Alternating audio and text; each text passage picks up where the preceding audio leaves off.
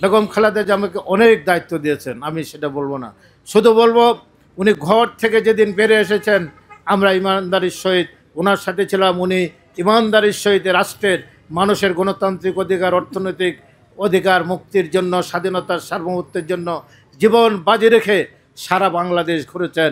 হোসেন মোহাম্মদ এরশাদের সাথে আপোষ করেন নাই, 11 সরকারের সাথে আপোষ করেন নাই, হাসিনার সাথে আপোষ করেন নাই। মৃত্যু উন্মুখে একটি ছেলে ওনার মারা গেছে, আরেকটি ছেলের কোমর ভেঙে দিয়েছে, আরেকটি ওনাকে কারাগারে অন্তরীণ করেছেন, উনি কিন্তু আপোষ করেন নাই। কী কারণে? এ দেশের স্বাধীনতা মানুষের জন্য। এজন্য বাংলাদেশের একমাত্র আপোষহীন নেত্রী হচ্ছেন বেগম খালেদা জিয়া। তার সাথে কারো কোনো তুলনা করা যাবে না।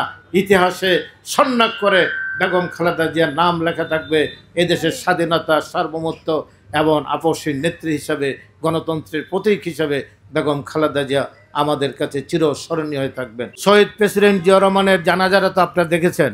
পৃথিবীর ইতিহাসে এত বড় জানাজা কোনো মুসলমান রাষ্ট্রের জন্য হয়নি। সমগ্র ঢাকা শহর জানাজার শহরে পরিণত হয়েছে। কোটি কোটি মানুষ জানাজা। আজকে বেগম খালেদা জিয়ার প্রতি কোটি কোটি মানুষ সারা দেশের বিদেশে সবাই দোয়া করছেন। কী কারণে? শহীদ প্রেসিডেন্ট জিয়া রহমান মারা যাওয়া, শাহাদাত বরণ করার পর বেগম খালেদা জিয়া ইচ্ছা করলে রানীর মতো থাকতে পারতেন, কিন্তু দেশের মানুষের জন্য রাস্তায় নেমে এসেছেন, ঘর থেকে নেমে এসেছেন। উনি যেদিন ঘর থেকে নেমে বেরিয়ে আসেন সেদিন থেকে আমি ওনার সাথে ছিলাম। শহীদ প্রেসিডেন্ট জিয়া রহমান আমাকে যুবদলের কেন্দ্রীয় কমিটির কোষাধ্যক্ষ করেছিলেন, সেন্ট্রাল কমিটির মেম্বার করেছিলেন 78 সালে।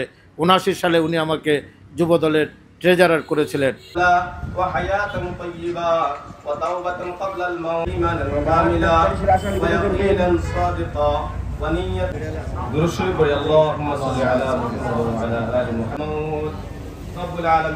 আমরা এখানে আপনার বান্দাগণ আল্লাহ সমস্ত আম্বিয়া کرام সাহাবা کرام তাবেঈন তবে আল্লাহ অপরাধী গুনাহগার আপনার দরবারে হাত তুলেছি।